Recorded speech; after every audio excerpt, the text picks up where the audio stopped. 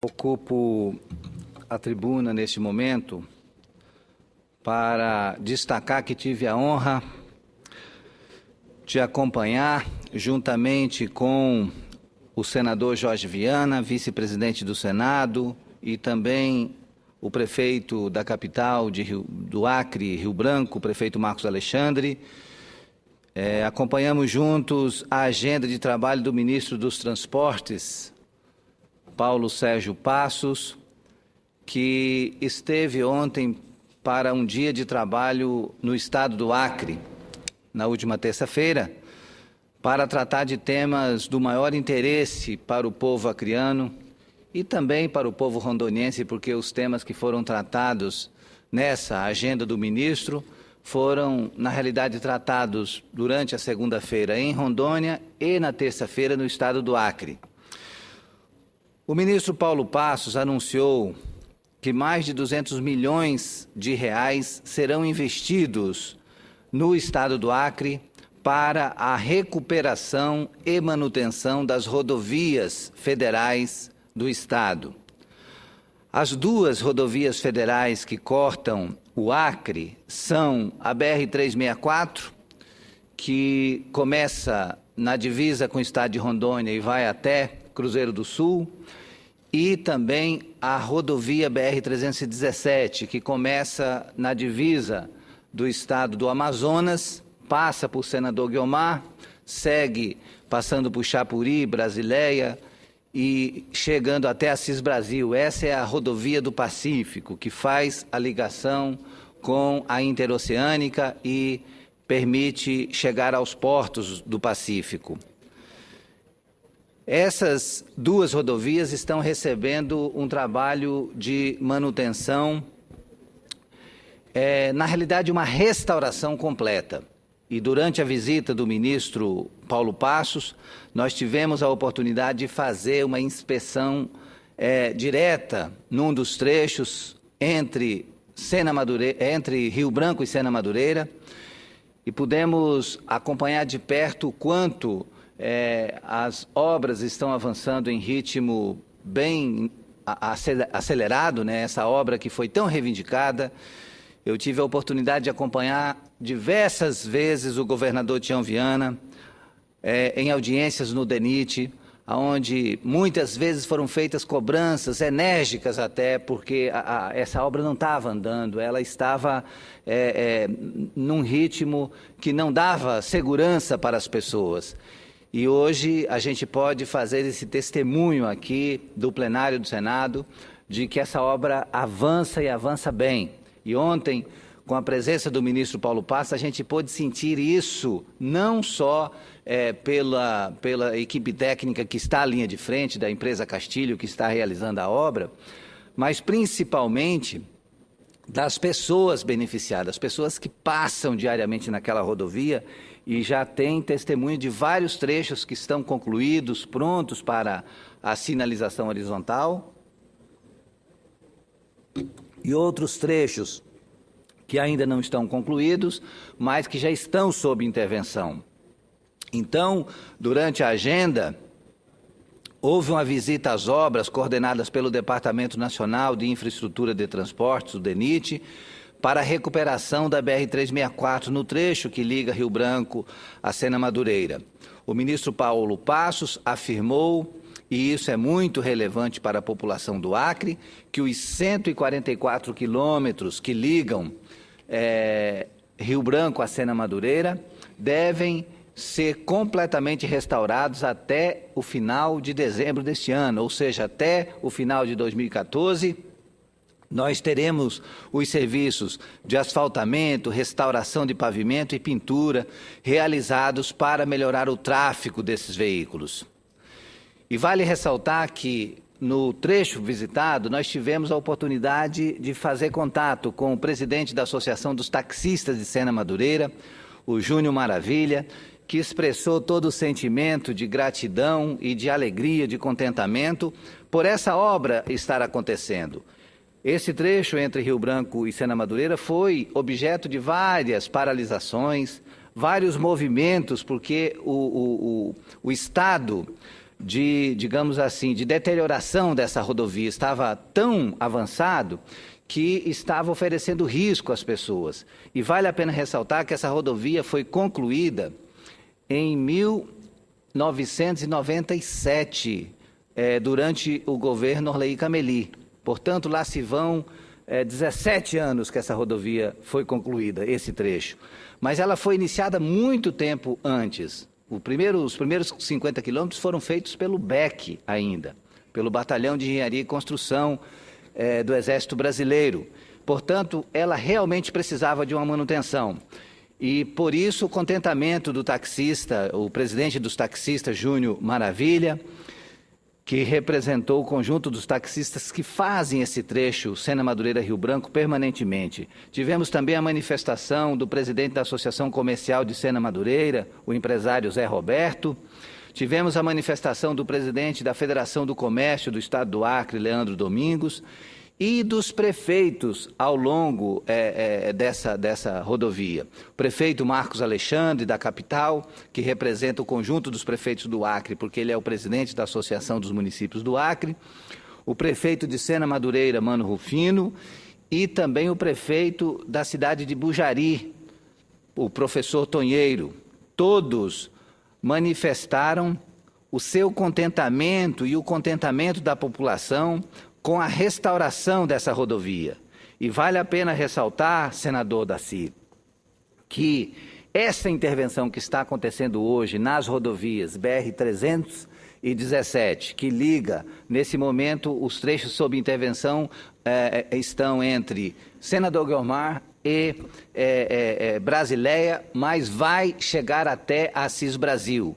Na realidade, já tem também trechos que estão sob intervenção entre Brasileia e Assis Brasil. Então, toda essa extensão vai ser restaurada e toda a extensão entre Rio Branco e Sena Madureira também será restaurada. Até o final de dezembro, nós temos essa obra concluída. Essa garantia foi dada ontem pelo ministro Paulo Passos, depois de ouvir a equipe técnica que está intervindo diretamente na área.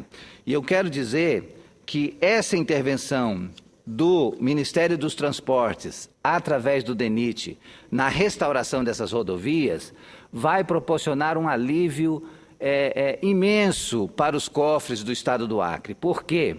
Porque ao longo desses anos de governo Jorge Viana, depois governo Binho e agora o governo Tião Viana, toda a manutenção dessas rodovias federais tem sido feita, a parte de manutenção, quase sempre às expensas do Estado. Ou seja, o Estado pobre, como o Estado do Acre tinha que investir algo como 30 milhões por ano só para a manutenção dessas rodovias, manutenção emergencial. Por isso, era um trabalho permanente e, permanentemente, a estrada estava, digamos assim, exigindo novas intervenções. E agora não, agora a gente tem um trabalho completo, um trabalho de restauração, de conserto daqueles pontos em que a base não é adequada e retirada de pavimento e reprocessamento do pavimento e recapeamento completo em toda a extensão. A gente viu como ficou uma das pistas já do trecho entre o centro, entre a UFAC ali pelo menos, e o aeroporto de Rio Branco. Esse trecho já está com uma faixa concluída e a outra faixa está sob intervenção. Da mesma forma que está sendo feito esse recapeamento do centro da cidade até o aeroporto de Rio Branco, também já foi feito toda a Via Verde, pegando de fora da cidade, entrando pela BR-364 e fazendo toda a extensão por fora, chegando à terceira ponte e depois indo até o aeroporto. Esse trecho já está praticamente concluído. Da mesma forma que está sendo feito esse recap, será feito até Sena Madureira.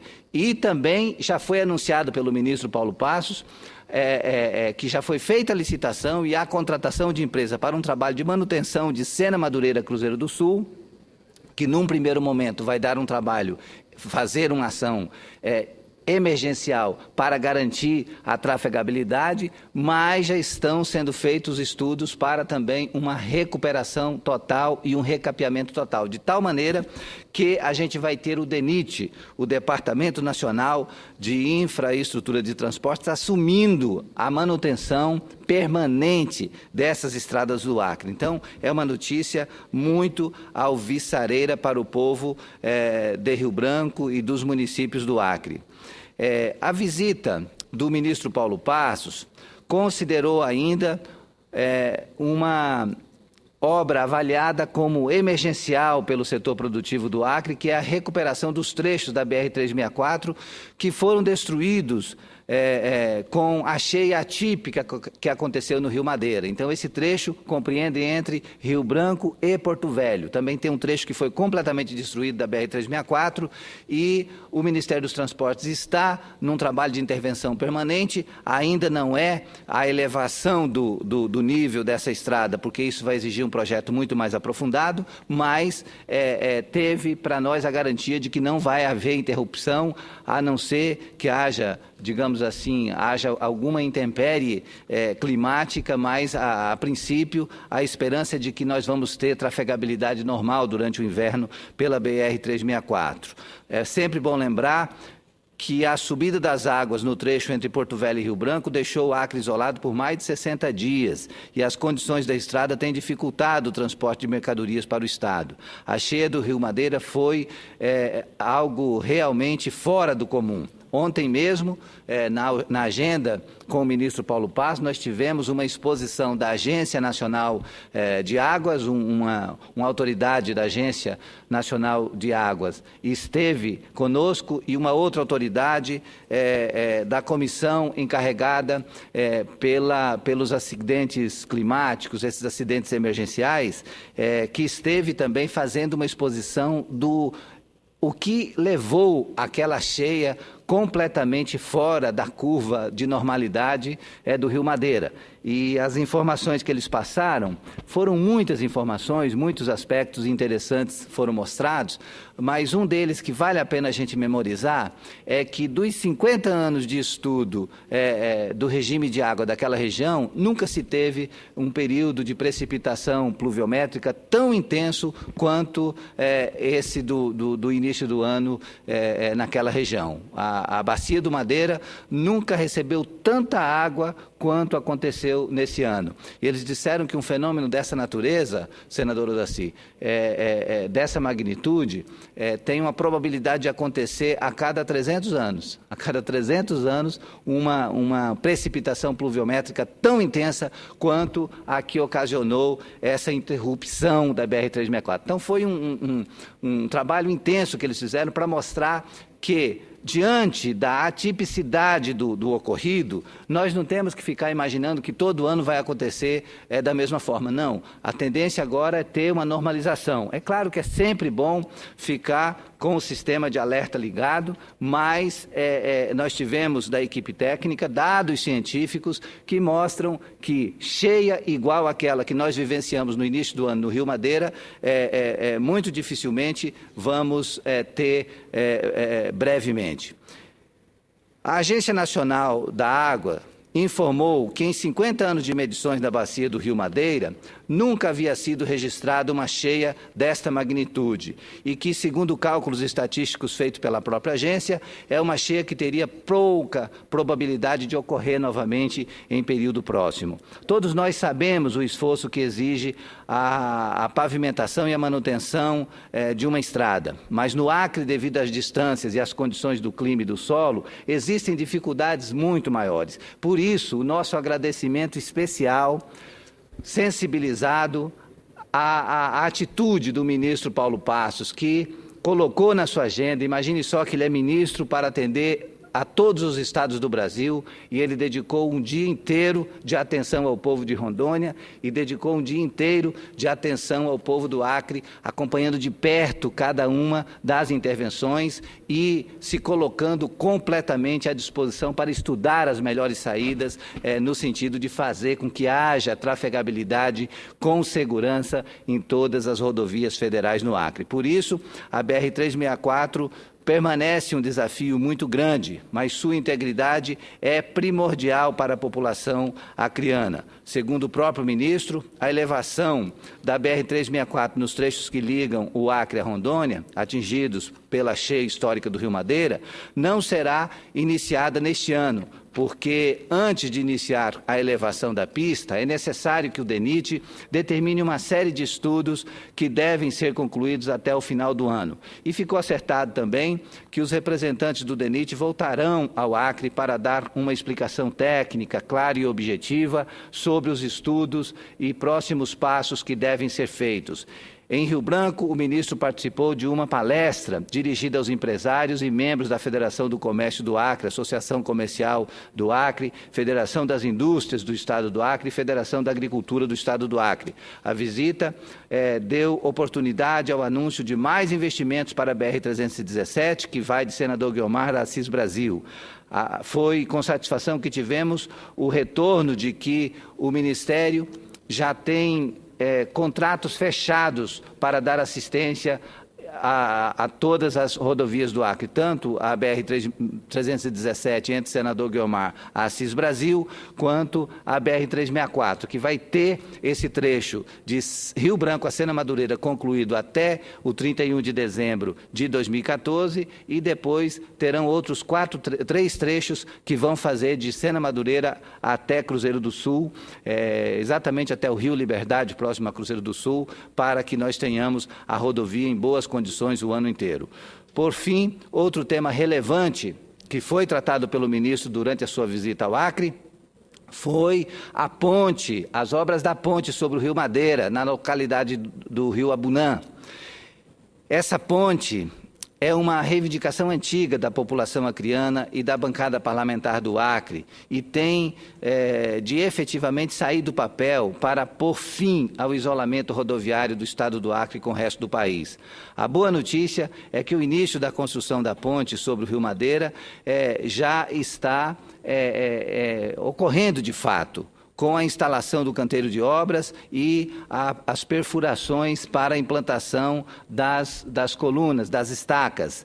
Essas informações foram passadas diretamente pelo ministro Paulo Passos ao reafirmar que a empresa responsável pela obra já está devidamente contratada em regime de diferenciado de contrato, o RDC, e que tem a responsabilidade de fazer os ajustes necessários ao projeto, porque a própria enchente atípica do Rio Madeira mostrou que a ponte deve ter uma elevação tal que permita a navegabilidade sem qualquer percalço. Por isso, a adequação do projeto. Mas as obras efetivamente já iniciaram pela instalação do canteiro de obras e pelo início das perfurações. Então, a gente tem aí já os passos dados para os trabalhos de fundação e a base de sustentação dessa ponte. É um investimento da ordem de 128 milhões de reais, uma ponte com a extensão de 1.084 metros de extensão, né, uma super ponte, né, a maior ponte do Acre, a ponte do Rio Juruá, ela vai dar pouco mais da metade disso, então é uma super ponte mesmo que vai acontecer, fazendo essa ligação entre Rio Branco e Porto Velho, num investimento de 128 milhões, e a expectativa é de que ela seja concluída até o final de 2016. Portanto, esse registro, senhor presidente, dá uma certa, digamos assim, tranquilidade para a população do Acre, que tem ouvido muitos comentários e muitos salvadores da pátria, inclusive, querendo anunciar que eles vão lutar, vão reivindicar a construção da ponte.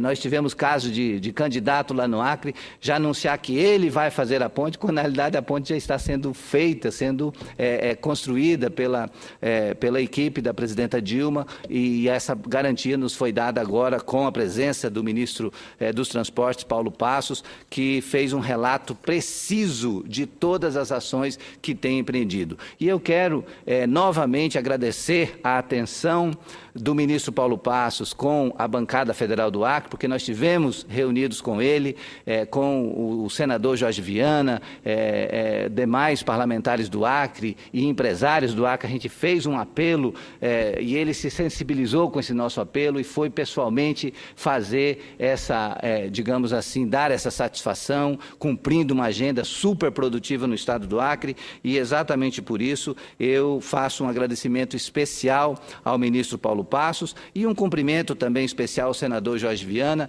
que é vice-presidente dessa casa e tem tido uma atitude muito atenta no que diz respeito aos assuntos relacionados ao Acre. Então, fica esse cumprimento especial ao ministro Paulo Passos pela atenção que nos deu, ao senador Jorge Viana, que também se dedicou fortemente para detalhar essa agenda e fazer com que a agenda fosse tão produtiva quanto foi, e eu tive orgulho de fazer parte dessa agenda, juntamente com o prefeito Marcos Alexandre e com vários dirigentes empresariais do estado do Acre. E gostaria, senhor presidente, para concluir esse meu pronunciamento, de destacar algo que também é de grande orgulho para o povo brasileiro, que é o seguinte: eu gostaria de registrar que o Brasil, por um estudo realizado pela Organização das Nações Unidas para a Agricultura e Alimentação, a FAO, o Brasil provou que reduziu em 75% a pobreza extrema, segundo esse relatório sobre o estado da insegurança alimentar no mundo, que foi apresentado pela Organização das Nações Unidas para a Agricultura e Alimentação, a FAO. Para a compreensão, destacamos que a pobreza extrema é entendida como aquela situação em que a pessoa tem que sobreviver com menos de $1 por dia. E esse estudo foi realizado entre os anos de 2001 e 2012. No relatório da FAO, o Brasil foi citado como caso de sucesso no esforço mundial pela redução da fome. Segundo o documento, somente 1,7% da população, o equivalente a 3,4 milhões de pessoas no Brasil, permanecem em situação de insegurança alimentar, em situação de pobreza extrema. Sabemos que o número é alto, mas o índice abaixo dos 5% aponta o fim da fome estrutural no país, e isso é muito relevante. De acordo com os levantamentos, a decisão de colocar a segurança alimentar no centro da agenda política, que começou efetivamente com o governo do presidente Lula e teve continuidade com o governo da presidenta Dilma, permitiu ao país atingir a redução da extrema pobreza, incluída entre os objetivos de desenvolvimento do milênio da ONU. O estudo destaca o fortalecimento da agricultura familiar e as redes de proteção social como medidas importantes de inclusão social no Brasil, e deixa claro que os esforços iniciados em 2003, nesses 12 anos dos governos do ex-presidente Lula e da presidenta Dilma, constituem um patrimônio que resultou em políticas bem-sucedidas para reduzir de forma eficiente a pobreza e a fome em nosso país. Consideramos, portanto, que esse reconhecimento por parte de uma agência da Organização das Nações Unidas, a FAO, é de extrema relevância e merece ser destacado. A consultora da FAO, Annie Kaplow, ressaltou, por exemplo, a importância do Brasil ter elevado as políticas a uma obrigação de Estado por meio de lei, e a decisão do Brasil de adotar um processo participativo e intersetorial que envolve diversas esferas. Sabemos que há muito ainda a ser feito,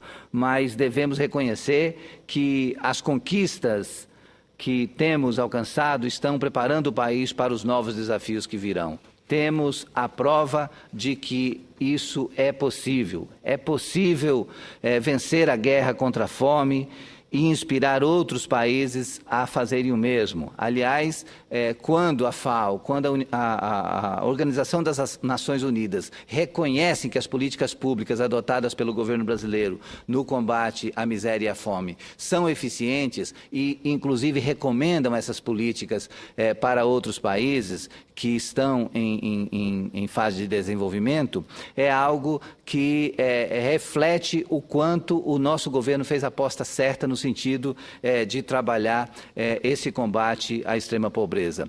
O diretor-geral da FAO, o brasileiro José Graziano da Silva, ressaltou no relatório que a substancial e sustentável redução da fome é possível com o comprometimento político. Quando há vontade política, essa redução da fome e da miséria acontece, como vem acontecendo no Brasil.